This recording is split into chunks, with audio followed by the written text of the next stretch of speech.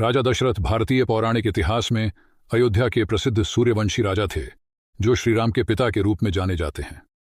उनके जीवन के कई महत्वपूर्ण प्रसंग हैं जो महाकाव्य रामायण में वर्णित हैं, लेकिन उनमें से एक ऐसी कथा है जिसमें राजा दशरथ एक श्राप के कारण नारी बन जाते हैं। यह कथा तुलसीदास रचित रामचरितमानस या वाल्मीकि रामायण में प्रमुखता से वर्णित नहीं है, बल्कि कुछ अन्य पुराणों और लोक कथाओं में इसका उल्लेख मिलता है। यह कहानी न केवल राजा दशरथ के जीवन की अज्ञात घटनाओं को दर्शाती है, बल्कि उनके चरित्र के एक अनछुए पहलू को भी उजागर करती है। राजा दशरथ को एक योग्य और पराक्रमी राजा के रूप में जाना जाता था। उनकी वीरता और नीति के कारण ही उन्हें दशरथ नाम मिला, जिसका अर्थ है 10 रथों को एक साथ चलाने वाला। उनके शासनकाल में अयोध्या एक समृद्ध और शांतिपूर्ण राज्य था, लेकिन उनके जीवन में एक समय ऐसा आया जब उन्होंने गलती से एक अप्सरा को अपमानित कर दिया, जिसके कारण उन्हें श्राप मिला। यह कहानी इस प्रकार है कि एक बार राजा दशरथ आखेट शिकार पर निकले थे। शिकार के दौरान उन्होंने एक अप्सरा का पीछा किया, जो वहां वन में विचरण कर रही थी। राजा दशरथ ने अनजाने में उस अप्सरा का अनादर कर दिया। अप्सरा क्रोधित हो गई और उसने राजा दशरथ को श्राप दिया कि वह एक समय ऐसा आएगा जब वे नारी बन जाएंगे। यह श्राप उनके लिए एक बड़ी चिंता का कारण बना, लेकिन उस समय राजा दशरथ ने इस घटना को अधिक गंभीरता से नहीं लिया और अपने सामान्य जीवन में लौट आए। समय बीतता गया और राजा दशरथ ने इस श्राप को भुला दिया, लेकिन नियति को कुछ और ही मंजूर था। एक समय ऐसा आया जब राजा दशरथ किसी कारणवश एक विशेष तीर्थ यात्रा पर गए।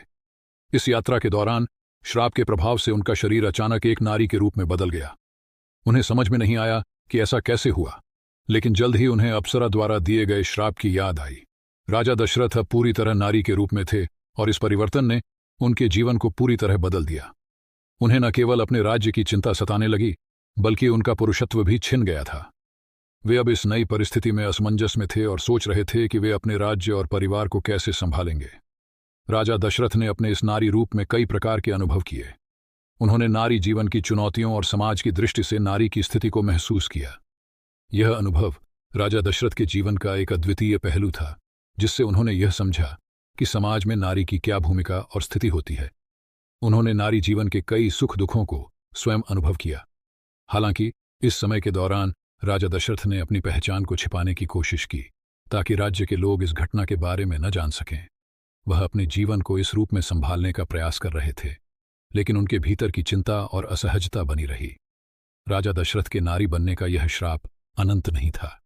कुछ समय बाद उन्होंने एक विशेष यज्ञ या तपस्या का आयोजन किया, जिसके माध्यम से उन्होंने देवताओं से अपनी मुक्ति की प्रार्थना की। उनकी तपस्या से प्रसन्न होकर देवताओं ने उन्हें उनके मूल रूप में लौटने का आशीर्वाद दिया। इस प्रकार राजा दशरथ पुनः पुरुष रूप में आ गए और उनका श्राप समाप्त हो गया। इस श्राप से मुक्ति पाने के बाद राजा दशरथ ने इस घटना को अपने जीवन का एक महत्वपूर्ण सबक माना। उन्होंने महसूस किया कि जीवन में किसी को अपमानित या कष्ट देने का परिणाम कितना गहरा हो सकता है। इस घटना ने राजा दशरथ के व्यक्तित्व को और अधिक संवेदनशील और दयालु बना दिया। राजा दशरथ की यह कथा भारतीय पौराणिक कथाओं में एक अद्वितीय स्थान रखती है, क्योंकि यह दिखाती है कि श्राप और वरदान दोनों का व्यक्ति के जीवन पर कितना गहरा प्रभाव हो सकता है।